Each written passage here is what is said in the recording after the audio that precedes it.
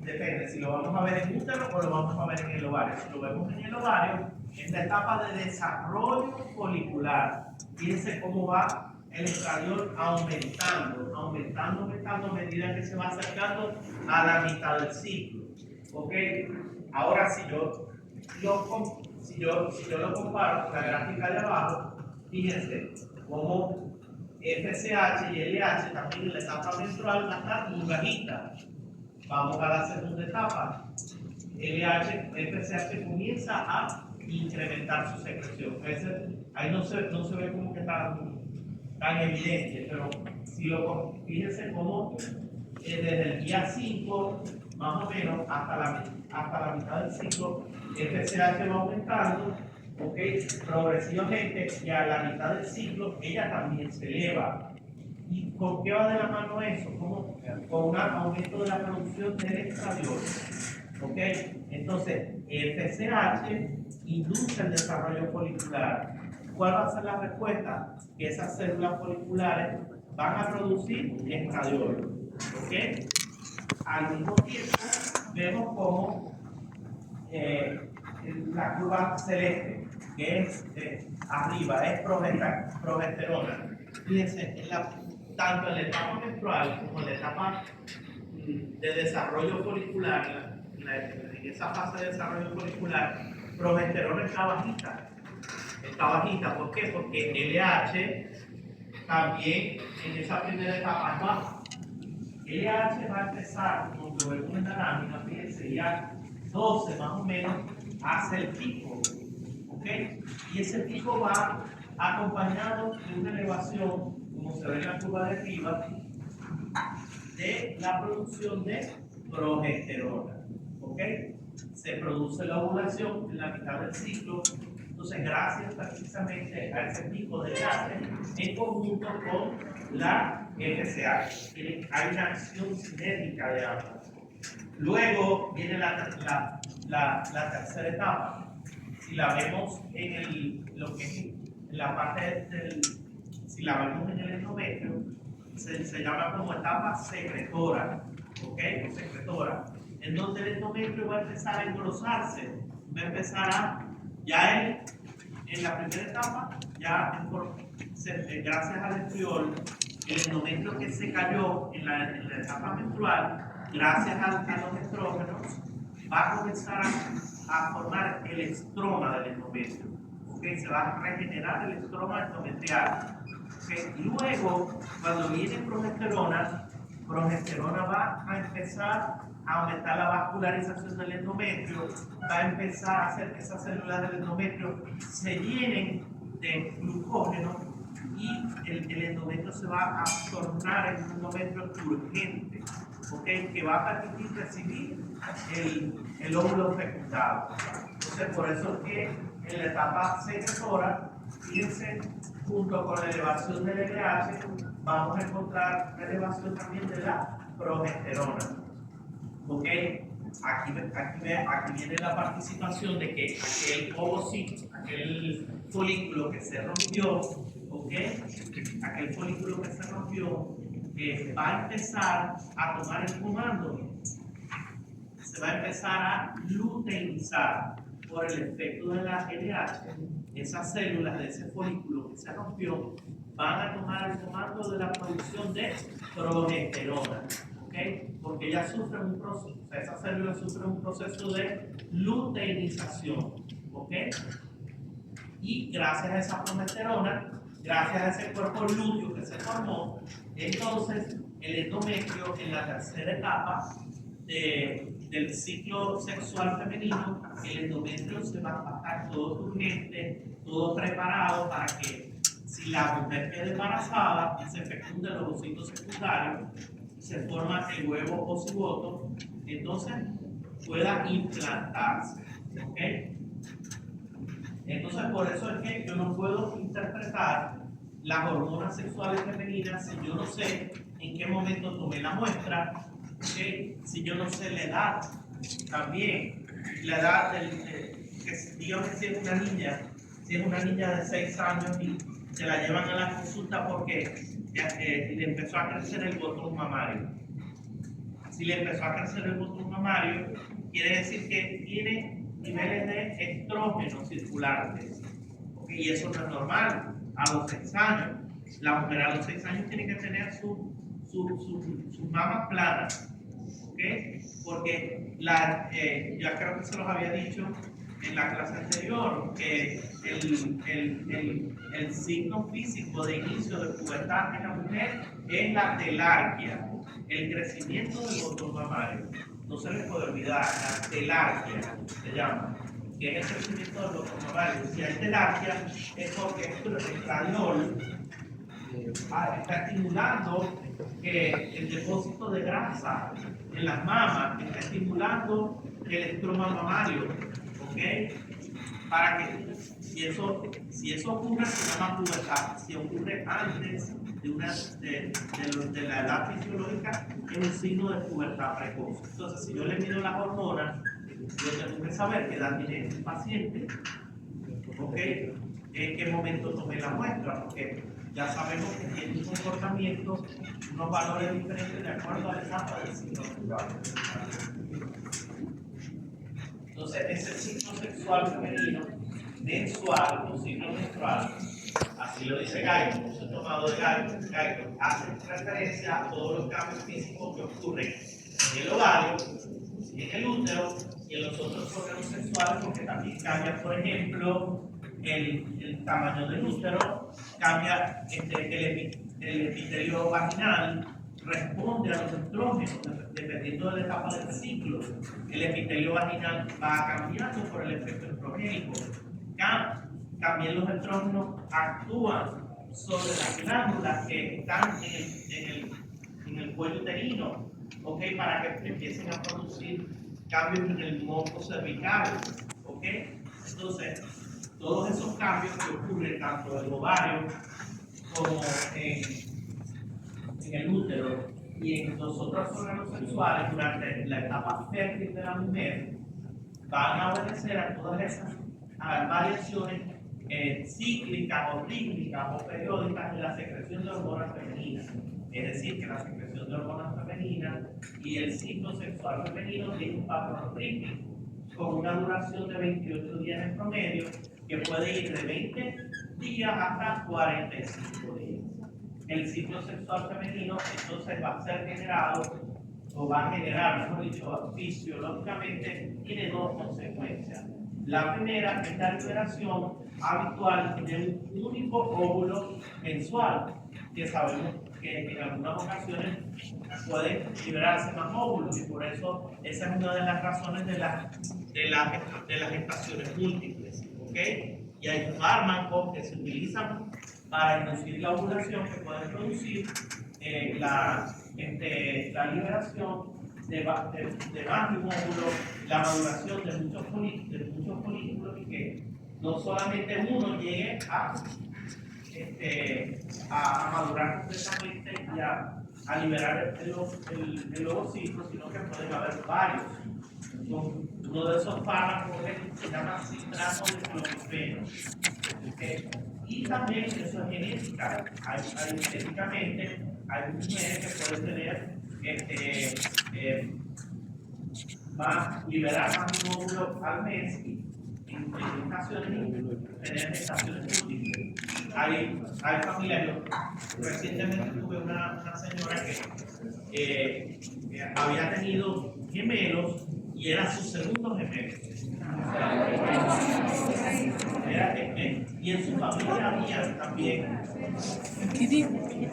Que tenía un paciente que tenía sus segundos gemelos. Va a depende si son. Bueno, ustedes saben si son las si son monocigóticos o dicigóticos. Hay la consecuencia del ciclo sexual femenino, que es la preparación del endometrio para transformarlo en un endometrio secretor, que permite la implantación de óvulos fecundados. ¿Vale? Entonces, esa hormona gonadotropa, ¿qué efectos tienen sobre el ovario? ¿Cuáles son las hormonas gonadotropas? FSH y LH. Entonces, entre los 9 y los 12 años, la DECO va a comenzar por efecto de la liberación de NPH a secretar FSH y LH, ¿okay? Culminando con el inicio de los ciclos sexuales mensuales, más o menos entre los 11 y los 15 años, en la etapa que conocemos como el nombre de pubertad. La pubertad es una etapa en la cual aparecen los caracteres sexuales secundarios. Acuérdense que hay caracteres sexuales primarios y secundarios. ¿Cuándo se desarrollan los caracteres sexuales secundarios? En la etapa de la pubertad. ¿Es lo mismo pubertad que adolescencia? No es lo mismo. La adolescencia son los cambios en la parte emocional, en la parte afectiva, en la parte conductual, que van de la mano con la pubertad. Es decir, que todos estos cambios conductuales también obedecen al efecto de la liberación de las hormonas. Entonces, la adolescencia y la pubertad van de la mano, pero por definición no podemos decir, no es sinónimo pubertad y adolescencia. ¿Okay? Porque, por ejemplo, una niña de 9 años o una niña de 10 años ya tiene voto mamario. Es decir, que ya inició pubertad. Pero ella puede jugar con muñecas todavía, puede tener un comportamiento que no es todavía de un adolescente. ¿Okay? Por eso la adolescencia se clasifica en adolescencia temprana, pero no tiene problema, ¿verdad? adolescencia intermedia y adolescencia tardía. La adolescencia inicia a los 10 años del ¿Pero cuál permite la persona? Cosa. llega a los 19 años. Pero es idéntica a tu tía. Sexualmente, Sí, sí se parece, son idénticas. Yo pensé que era ella. que estimulan las células receptoras celulares. Estas células Yo no sé cómo llegar a receptoras son expresados en su membrana, porque acuérdense que FSH y LH son hormonas de naturaleza proteica, que tienen su receptor en la membrana celular. ¿Okay? Estos receptores van a unirse, FSH y LH, ellos van a inducir la adenilaciclasa para que aumenten los niveles de FS5, que es su segundo mensaje. ¿Vale? Acá tenemos un ovario, ¿verdad? Que es donde vemos las diferentes etapas del crecimiento folicular. Mucho que se ve. Incluso del cuerpo lúteo. Fíjense cómo tenemos allí, en primer lugar, un folículo que se llama folículo preantral. No sé si lo están viendo. Primero los folículos primordiales, ¿okay? Son los pequeñitos. Estos folículos primordiales son los que entran en desarrollo mensualmente, entre 6 a 12, y van a evolucionar por diferentes etapas en las cuales va a haber un crecimiento también de los ovocitos que tienen interiormente. El ovocito que tienen interiormente va a crecer 10 veces, va a aumentar 10 veces su tamaño y su masa, y el tamaño también del folículo va a aumentar significativamente. Y ese aumento del tamaño folicular hace que podamos ver primero un folículo que se llama preantral. ¿Por qué se llama preantral? Antro son las cavidades que salen entre las células que rodean el ovocito, ¿okay? Con la producción de líquido folicular. En la medida en que las células que rodean el ovocito van secretando, sobre todo estrógenos, se va secretando más líquido folicular. ¿Okay? Porque se genera un proceso de retroalimentación positiva, en donde los mismos estrógenos secretados por el folículo en desarrollo van a hacer que las células, tanto de la teca interna como las células de la granulosa, expresen más receptores para FSH, ¿okay?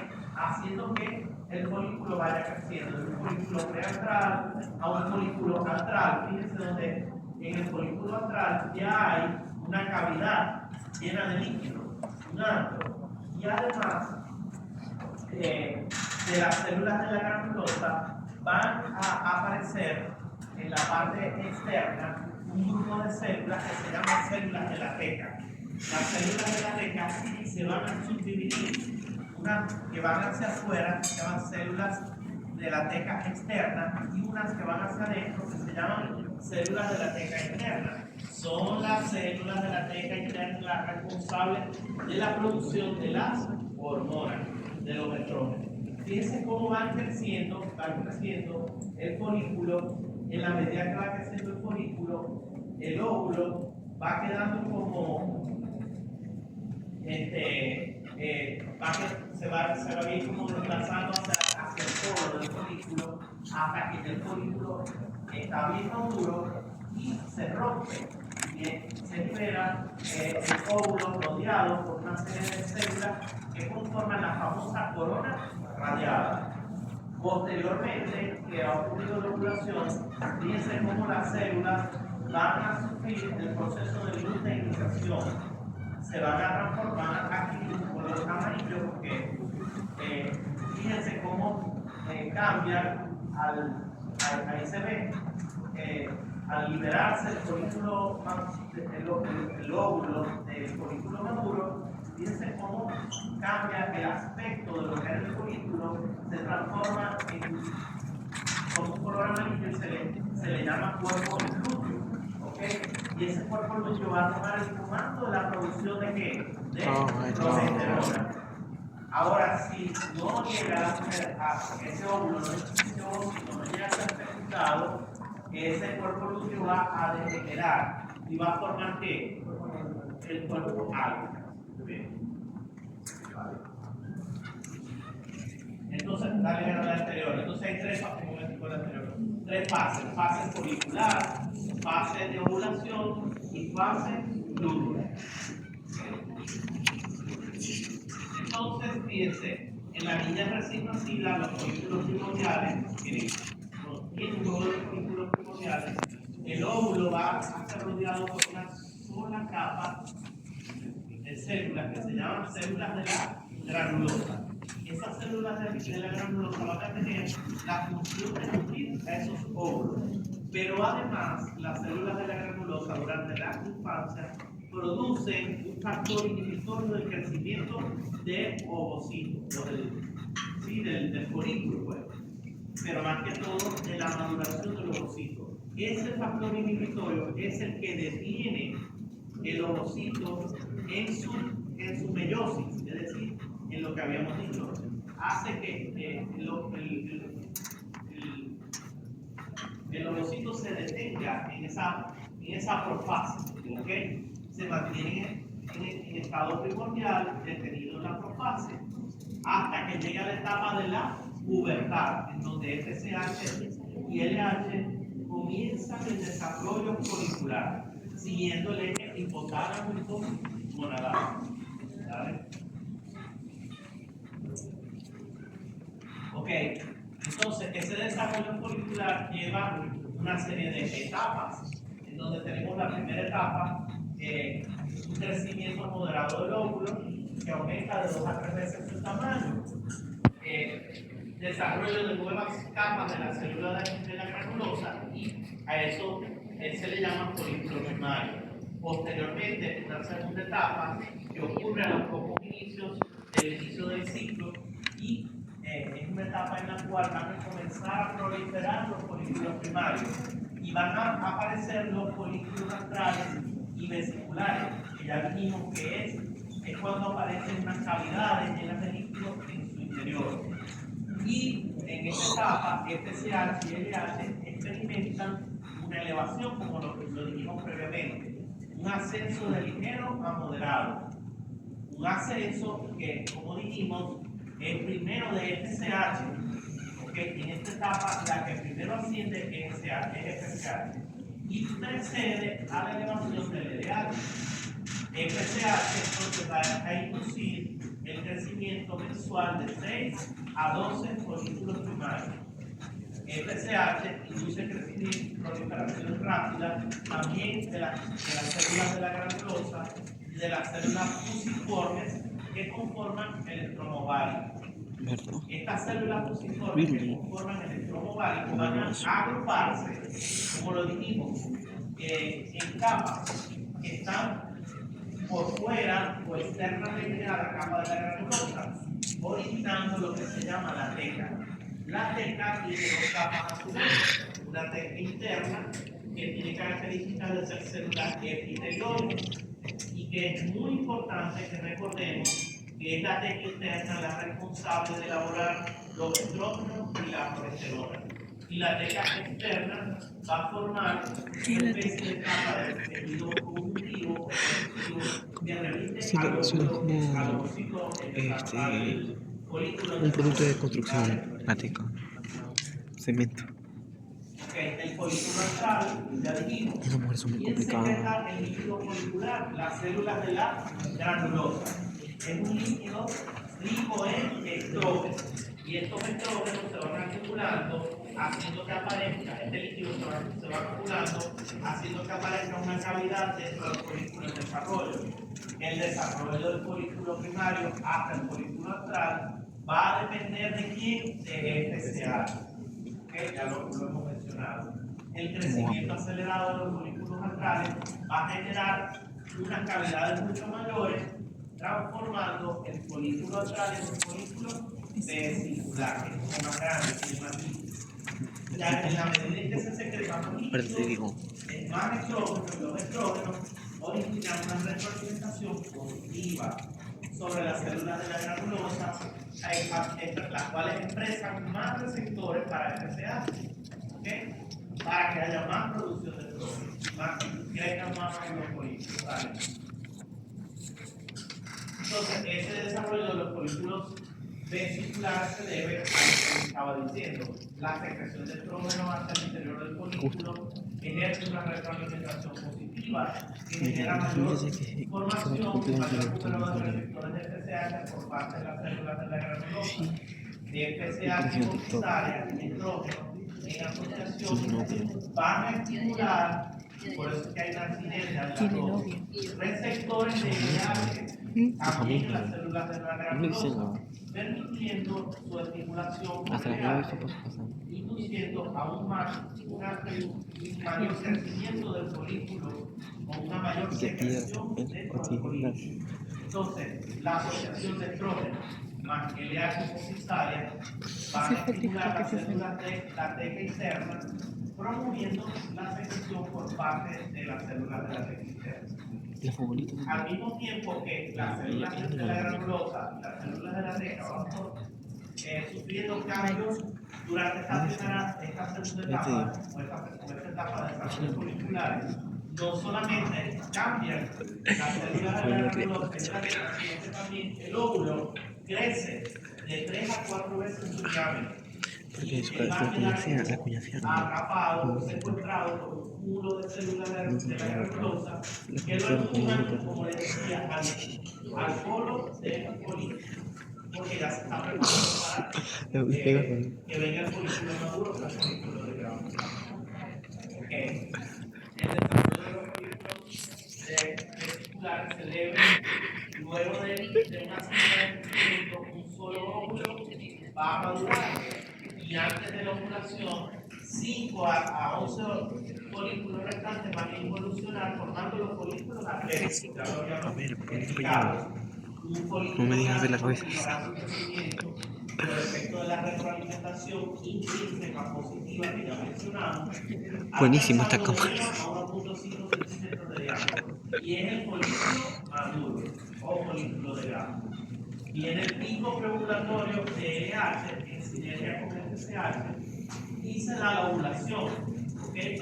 En la parte, en la mitad del ciclo menstrual, más o menos el día 14, contando como el primer día de la menstruación.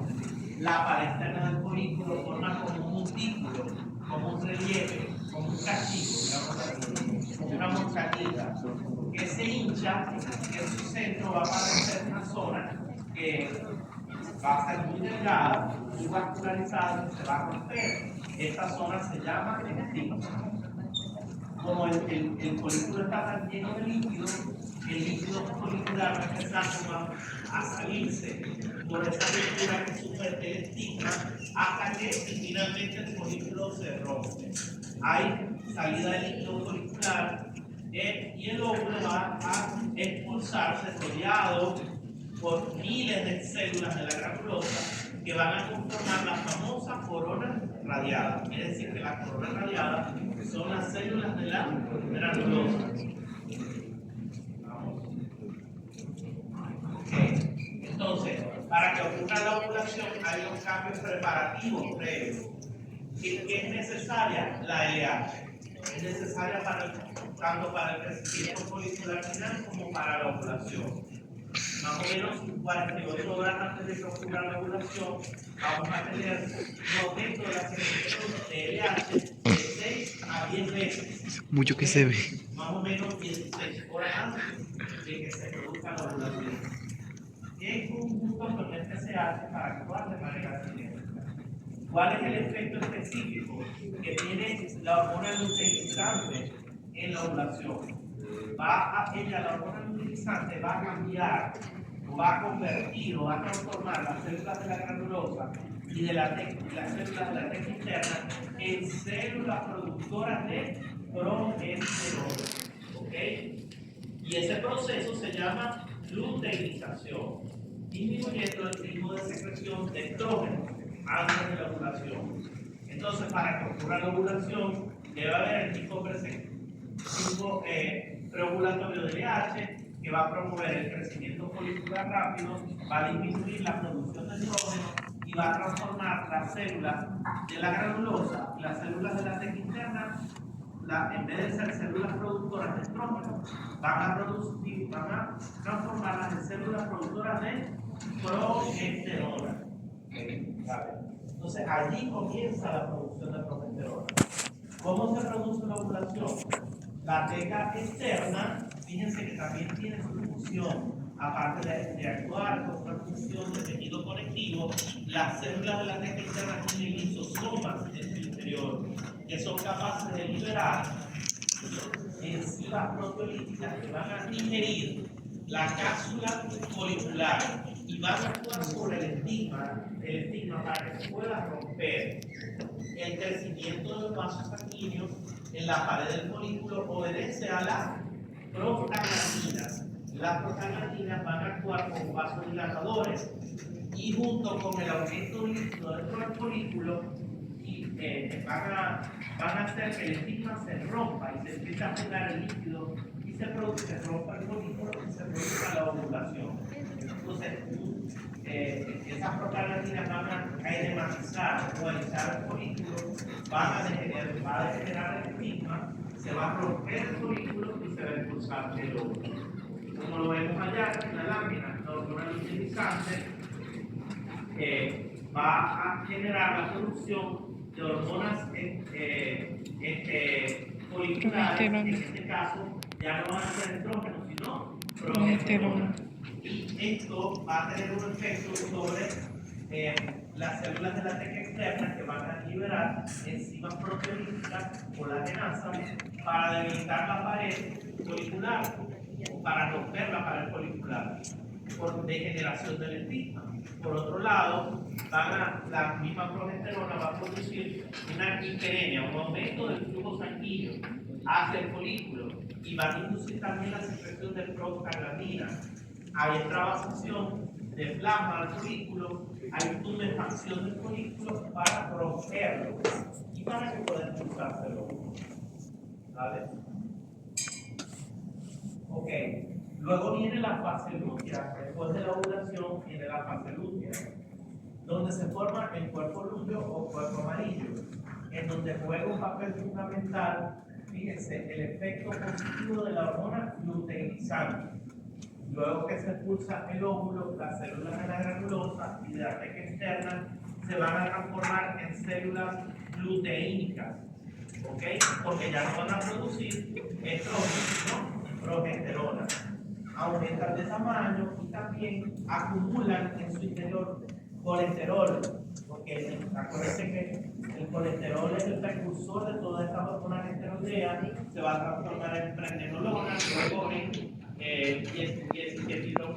pregnenolona o 17-hidroxiprogesterona, se van a formar andrógenos que luego se van a aromatizar para formar progesterona, ya lo vamos a ver. Estas inclusiones químicas es lo que le dan el aspecto amarillo al cuerpo lúteo. ¿Ok? Entonces, como dice allí, en la formación del cuerpo lúteo, las células de la granulosa van a desarrollar un retículo endoplasmático liso y se van a encargar de formar estrógenos, pero principalmente en esta etapa, progesterona. También secretan andrógenos, pero los andrógenos son aromatizados. ¿Okay? ¿Cómo así? Aromatizados. Aromatizado. Los andrógenos para hacer por una aromatasa, Es impactante. la androstenediona y la testosterona van a ser transformados en estrógenos. Ya vamos a ver en una lámina cómo se hace. ¿Vale? Ajá. Entonces, de 7 a 8 días luego de que ocurre la ovulación, el cuerpo niño degenera y se forma el cuerpo águila. Si no hay gestación, el cuerpo águila no tiene función secretora. Ahora, si ocurre fecundación, entonces el trofoblasto, el sincicio trofoblasto específicamente, va a generar la secreción de la gonadotropina coriónica humana, que la gonadotropina coriónica humana va a sustituir el papel de LH, que va a mantener el cuerpo lúteo durante 2 a 4 semanas. A veces, en realidad. De 2 a 4 meses, ¿okay? Los primeros 2 a 4 meses está el cuerpo lúteo activo por el efecto de la beta-HCG, de la gonadotropina coriónica humana. Que se ve en el video. En mi video. Sincicio trofoblasto. Okay.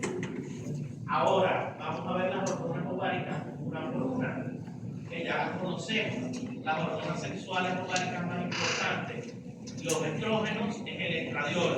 El estradiol, como ya dijimos, va a promover la proliferación y crecimiento específico de ciertas partes del cuerpo, haciendo que aparezcan los caracteres sexuales secundarios en la pubertad. ¿Okay? Uno de los órganos blancos del estradiol es el endometrio, ya lo vimos, pero no es el único. El tejido óseo, el tejido mamario, el epitelio vaginal, el cuello uterino, ¿okay? Y la progesterona de los estágenos, la más importante es la progesterona. Ella va a preparar el útero para transformar su endometrio secretor, y también va a preparar las mamas para la lactancia.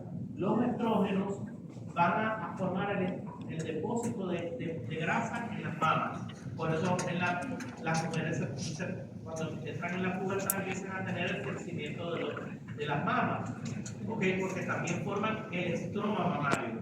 Pero los conductillos mamarios y las células alveolares y la parte productora de la leche que ocurre en el embarazo va a ser función de la progesterona. Es así. ¿Vale?